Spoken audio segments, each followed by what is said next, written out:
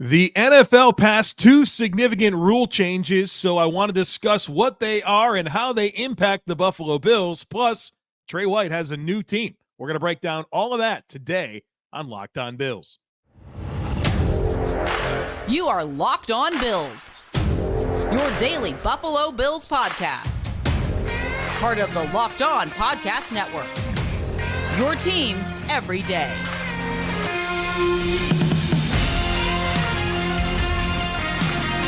What's up, Bills Mafia? It's Joe Marino, author of Go Bills and Buffalo's Run, also the co-host of the Locked On NFL Scouting Podcast, and I'm your host of Locked On Bills. Want to thank you for making Locked On Bills your first listen every day, and a big welcome and shout out to our everydayers. You know who you are. Those of you who never miss a single episode, I appreciate y'all being here very, very much. I'd also like to invite you to subscribe or follow for free on YouTube or wherever you listen to podcasts. We're part of the Locked On Podcast Network, your team every day. Today's episode is brought to you by Game Time.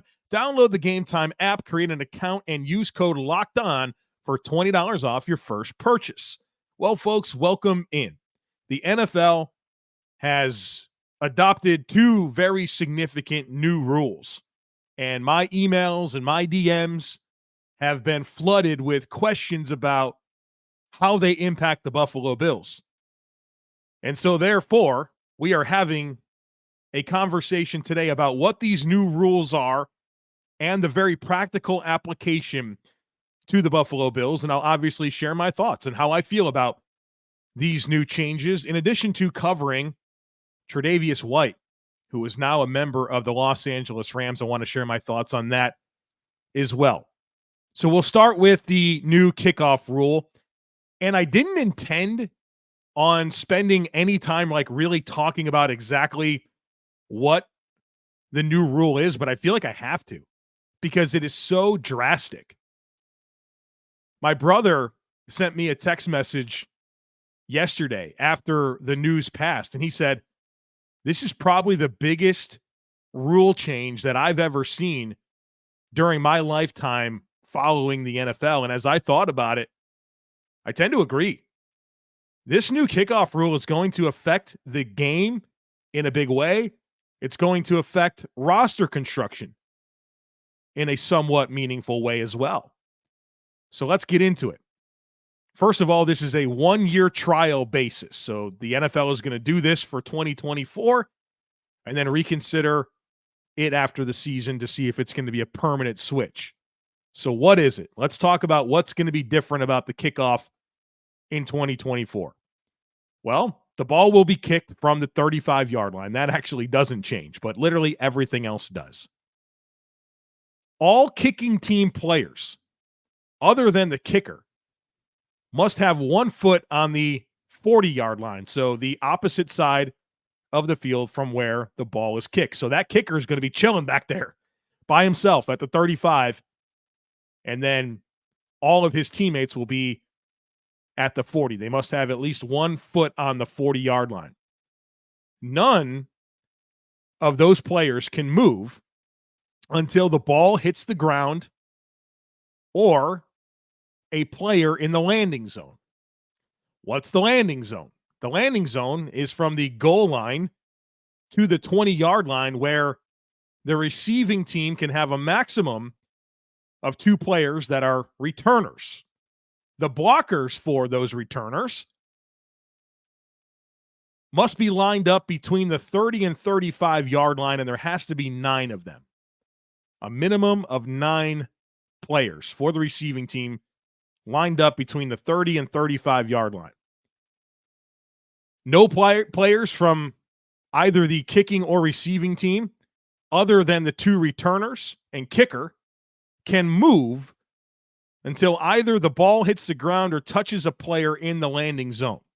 So the play begins when the ball is either caught or hits the ground in the landing zone or is returned from the end zone.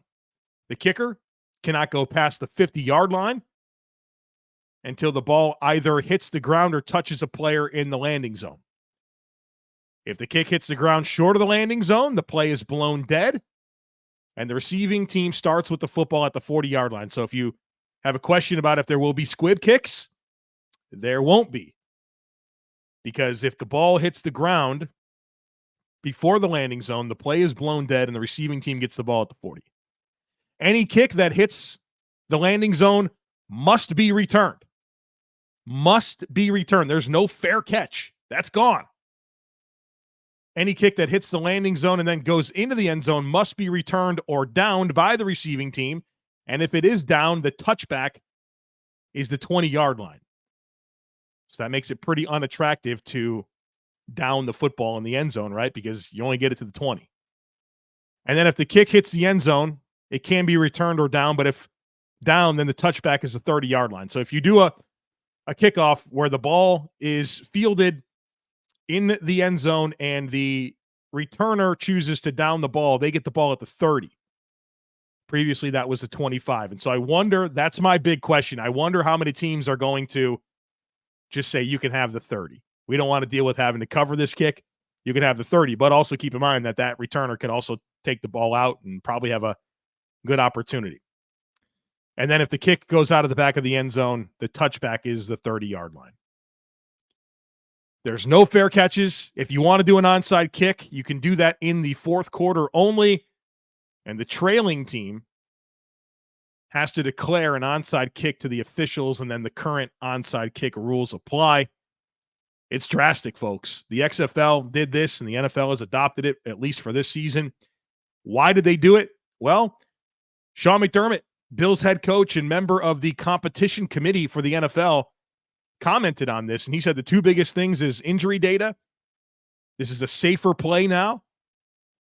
And there's been a lot of efforts over the years. There's been 6 different rule changes from 2009 through 2023 that has tried to make kick returns either more safe or to discourage returns altogether. This new rule encourages returns, and apparently they've done the research and it makes them more safe. Sean McDermott also said that they want to see more returns. Fans want to see exciting plays. They don't want to have dead plays in the NFL. Sean McDermott said, quote, returns need to happen and happen in an exciting way. Well, this certainly accomplishes that. I thought the NFL operations Twitter account put out some good information on this as to why this is happening. They said it's to address the lowest kickoff return rate in NFL history in 2023 and an unacceptable injury rate on kickoffs prior. Only 22% of kickoffs in 2023 were returned, the lowest in NFL history. I mean, it became a dead play, right? You kind of just knew, here comes the touchback. So you're either starting the game, you're starting the second half, or it's after a score, you literally just have a dead play. I don't think the NFL likes that. Just like with the extra points, right? It used to be the 19-yard extra point, and they were made literally every single time. It was a boring play that nobody cared about. Well, move the ball back. It's a 33-yard extra point, and now sometimes they miss them. The NFL's not here for your dead plays, right? They want excitement, and they've identified the kickoff return as a play that is completely boring, and they've switched that. The NFL operations also says the new rule will keep the excitement of kickoff returns in the game while returning the injury rate closer to that of a traditional scrimmage play. So, folks, you're going to see a lot more returns, and it's going to happen and have a big impact on games. Field position is massive. The shorter distance that you have to go to score, the easier it is to score. I think you're going to see teams really, obviously they have to, right? Like you pretty much have to return the ball. And so if you don't, you're either going to start at the 30 or you're going to probably start even further down the field than that. Only 22% of kicks were returned last year. There were only 4 kick return touchdowns in 2023 for the entire season. It's going to be a lot different moving forward. And there's going to be an impact on roster construction. And I'm going to talk a lot about that here in just a moment. So be sure to stick with me. Say goodbye to busted brackets because FanDuel lets you bet on every game of the tournament. Whether you're betting on a big upset or a 1 seed, it's time to go dancing on America's #1 sportsbook because right now new customers can get $200 in bonus bets if your first $5 bet wins. That's $200 to use on point spreads, money lines. You can even pick who's going to win it all. Just visit FanDuel.com/lockedon and bet on college hoops until they cut down the nets.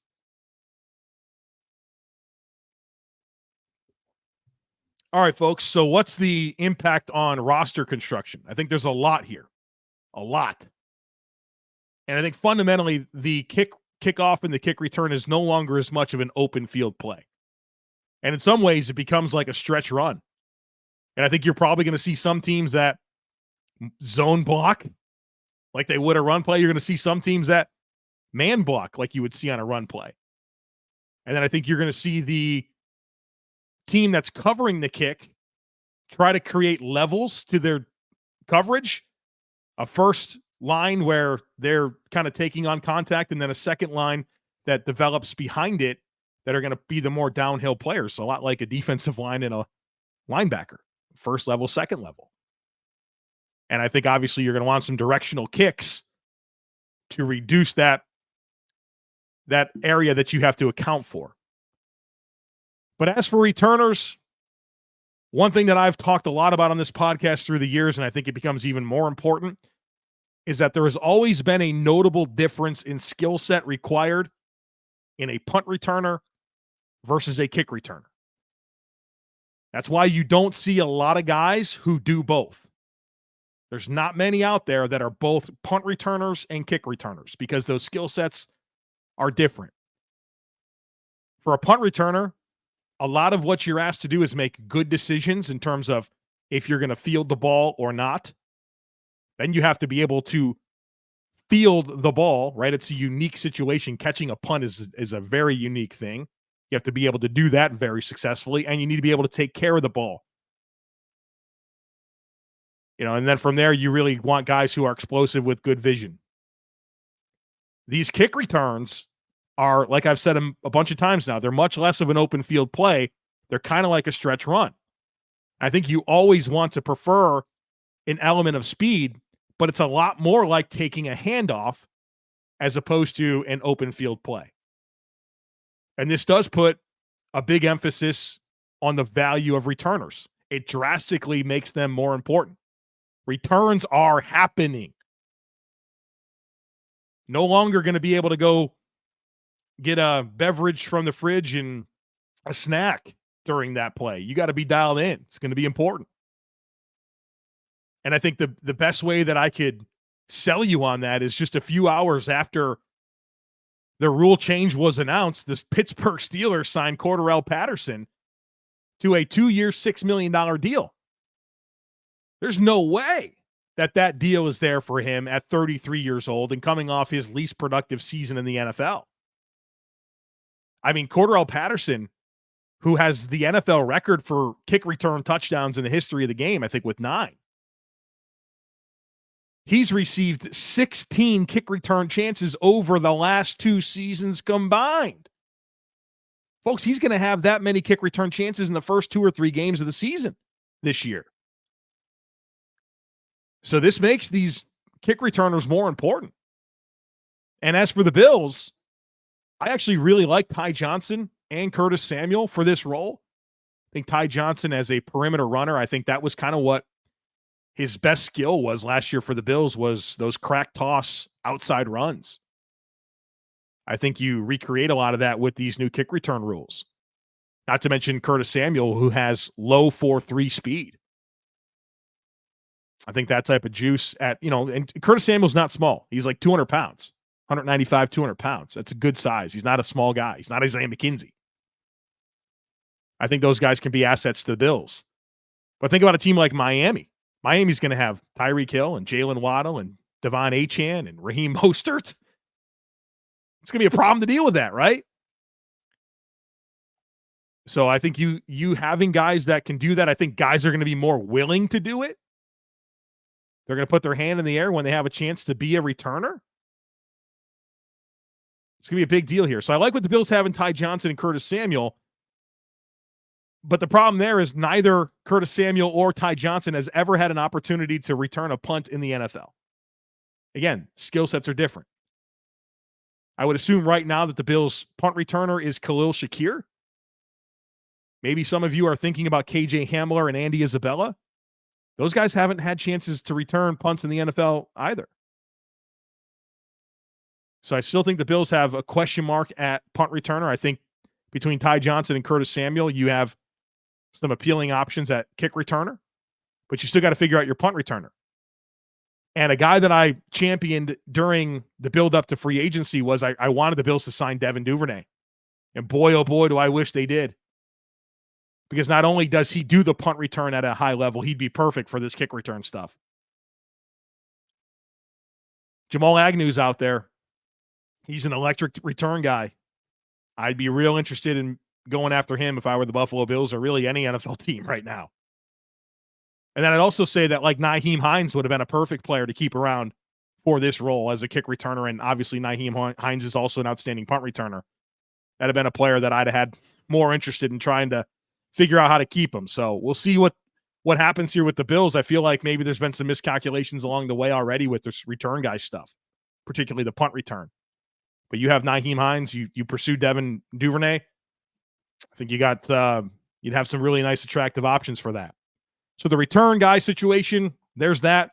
Then there's the covering and blocking for these kickoffs. I think you have less wide receivers and cornerbacks involved. I think it puts more of an emphasis on tight ends, linebackers, safeties, maybe some running backs. And those depth players just became even more important. So for all the folks out there that yell and scream all the time that the Bills have special teams players, well, guess what? Get ready, because they're even more important now. These are important plays. You're talking about field position. You're talking about potentially explosive plays, scoring plays. This is a big deal. I think the Bills have some assets in this department for covering and blocking kicks, for kickoffs. Dorian Williams should be a major asset here. Baylon Spector, Nicholas Morrow, free agent acquisition. Quintin Morris as a third tight end. Reggie Gillam, Mack Hollins as a big receiver. Maybe Justin Shorter. I don't know. Justin Shorter looked pretty bad to me when studying his special teams reps in preseason, but he's got that size dynamic that you think would be helpful. And, of course, he's got straight line speed. Thinking about guys like Casey Toohill and Kingsley Jonathan at defensive end. Kingsley Jonathan played these types of roles for the Bills last year. I think Toohill's done that as well for Washington. Those types of players are going to become more valuable, and I think it kind of hurts guys like a Cam Lewis, guys like a Damar Hamlin. Probably makes it a little bit tougher on them because these are much less, like I've said, they're less open field plays now. So I think size, physicality, that's going to become a little more important on this new kick return rule. I still think you're going to need an element of speed on the field for sure, but maybe a bit less, because it's not about getting down there as quickly as possible, because you can't move. You can't even go until the guy catches the ball or it lands in the landing zone. And you're at the 40-yard line. So your distance is just drastically different. And then there's the kicker element. And I think this is a big deal too. Because now on these kickoffs, hang time is completely irrelevant. It does not matter. Nobody can move until the returner touches the ball or it lands in the landing zone. So hang time, not important at all. The big thing is being able to have some accuracy. Like even distance doesn't matter. If you can consistently drill touchbacks, that's no longer important either. So what is important? Being able to get the ball to land in the landing zone, which is the goal line to the 20-yard line. And then you got to tackle. These kickers are going to have to make some tackles. They're going to have way more opportunity to make tackles. Which leads me to a question. And I know this sounds crazy, but I think it's worth talking about. Do you consider having a position player kick off? If all of a sudden this kicker is going to be far more stressed to make tackles, and you don't really care that much about you don't care at all about hang time, distance becomes pretty unimportant. It's just, can you get it to land between the goal line and the 20? Do you wish you had a position player that has athleticism, maybe a safety, that can get the ball to land there, but then gives you an asset as that last line of defense, as that third level of the defense? It's worth talking about. Maybe it's a little crazy, but to me, it's worth talking about. It's interesting. But I think, like I said, hang time doesn't matter. Being able to boom touchbacks out of the back of the end zone, not really important. Can you get it to land between the goal line and the 20? And then can you make a tackle? Folks, I saw Jalen Reagor against Tyler Bass in the open field last year against New England. That didn't look too good. And look, Tyler Bass's primary job is not to make tackles. But the reality is there's going to be more stress and opportunity to make tackles if you're a kicker. Do you think about it? Do you think about a position player handling that role and then serving as the third line of defense? Now, there's some challenges, like if they kick it out of bounds, the ball goes to the 40. There's some challenges with that, but it's at least worth talking about. There you have it, the new kickoff rule, major rule change, major impact on the game, changes to roster construction, and I think I do like it. I like more excitement. I like more meaningful plays. But there could be some real momentum swings with this. I mean, you score a touchdown. I mean, think about, when do you kick off the ball? After a score and to start the game or start a half, right? That's when you kick off the ball. And that team is going to have a legitimate chance to score on the kick return or really get some field position. So these games, I think this neutralizes it to an extent. I think it puts more emphasis on this piece of the game. And if there's more emphasis on this, there's less emphasis on other things. It's going to be fascinating to see this. I'm sure I'm going to like it when it benefits the Bills, and I'm going to hate it when the Bills are hurt by it, right? That's probably what I'll ultimately feel. But everyone's got the same set of rules. Figure it out. Be good at it. It's going to be an important part of the game. All right, folks, the NFL made another change. The swivel hip drop tackle is now illegal. I want to talk all about that in addition to Trey White being a Los Angeles Ram here in just a moment, so be sure to stick with me. Folks, you shouldn't have to worry when you're looking to buy tickets for your next big event. Well, you don't have to, because Game Time is here, and it's the fast and easy way to buy tickets for all the sports, music, comedy, and theater events near you. They've got killer deals on last-minute tickets, all-in prices, a view from your seat, and a best price guarantee. I mean, simply put, Game Time takes the guesswork out of buying tickets. The app is awesome, easy to navigate. They give you flash deals. And I also love this. You don't have to, dig through your phone to find the tickets. You don't have to dig through emails. Game Time sends it straight to your phone. Super, super easy. So snag the tickets without the stress with Game Time. Download the Game Time app, create an account, and use code LOCKEDON for $20 off your first purchase. Terms apply. Create an account and redeem code LOCKEDON. That's LOCKEDON for $20 off. Download Game Time today. Last minute tickets, lowest price guaranteed.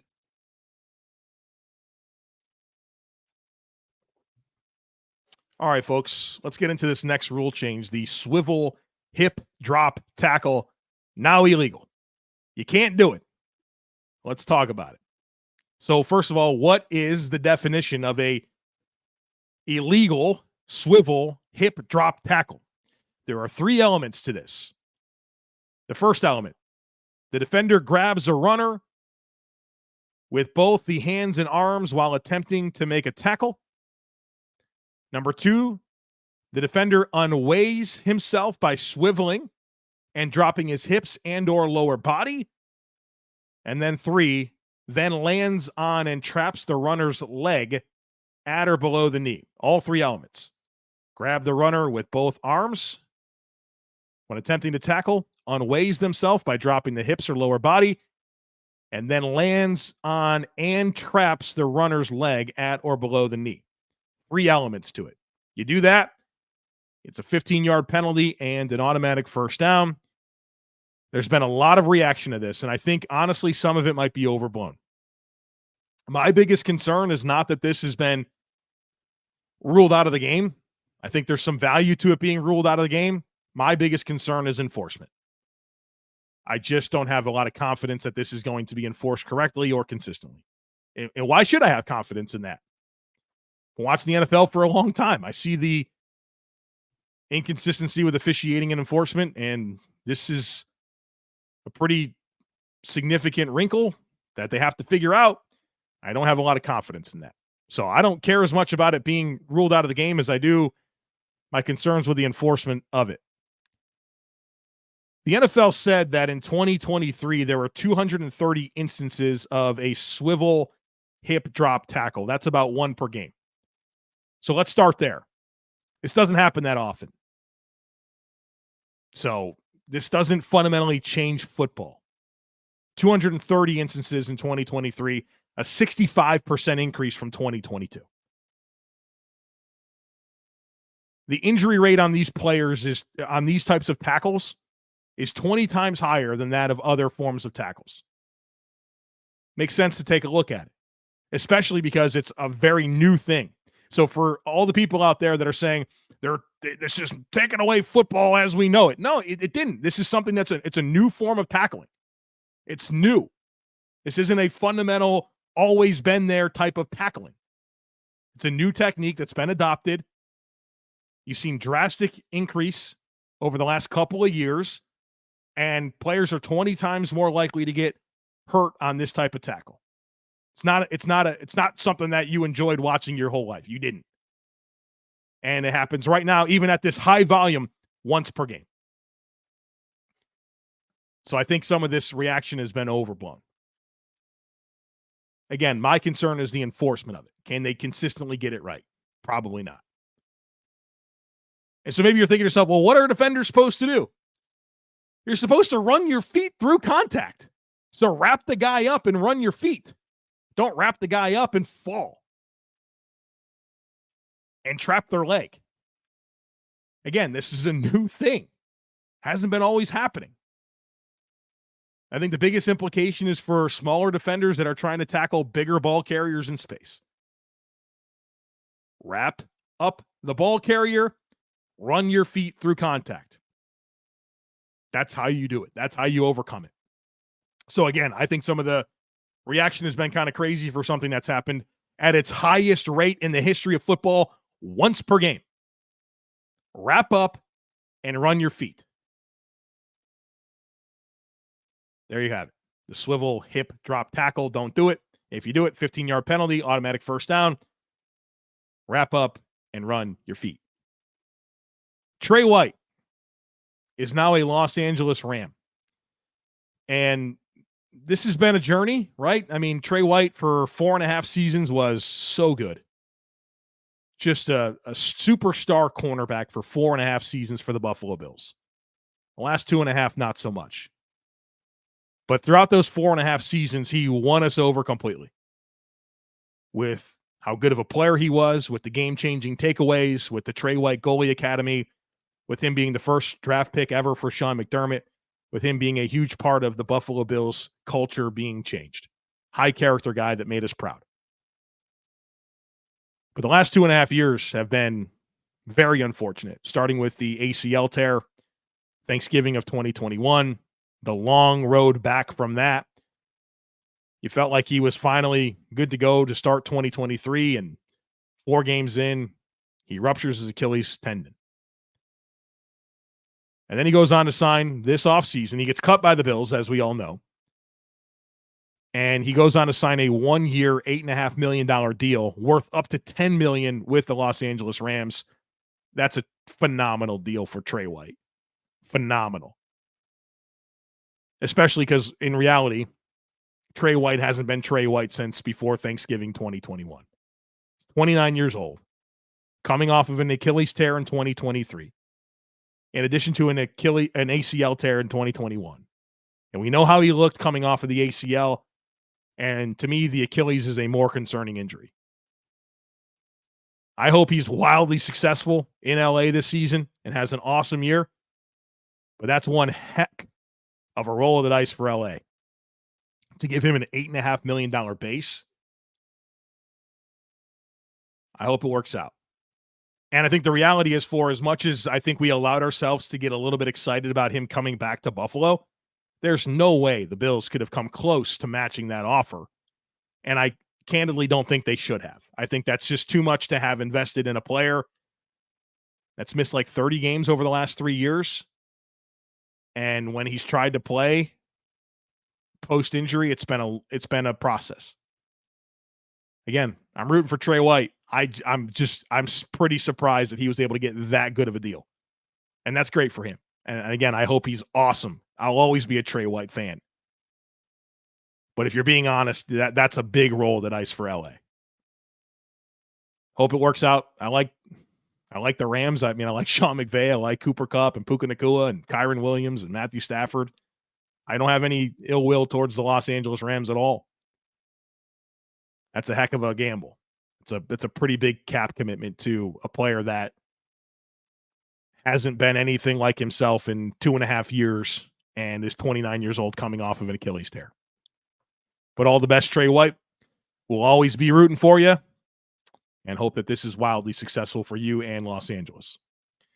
So there you have it, folks. Trey White is a Ram. Some big new rules in the NFL. My thoughts on all of it, the impact on the Buffalo Bills. We'll probably get back into some draft conversation tomorrow, probably some safeties. We'll see. Maybe there's some other news that comes through. We're always fluid during the offseason. I got a plan, but it is adjustable as needed, as today is evidence. I didn't plan on talking about any of this today, but we had to pivot and we got to it. Hope you enjoyed. Hope you'll come back. Make sure that you are subscribed. Would love it if you took a second to rate, review, and share the podcast. Have a great rest of your day. Go Bills. And I look forward to catching up with you again real soon.